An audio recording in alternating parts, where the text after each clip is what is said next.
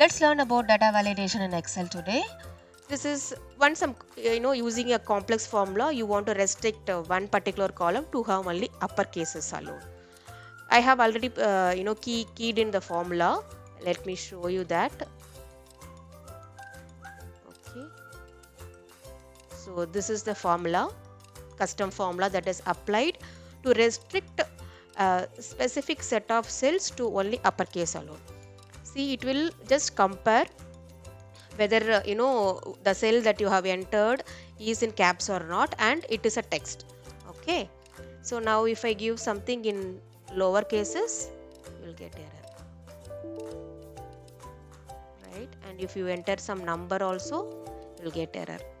But if I give the expected value, everything will be fine.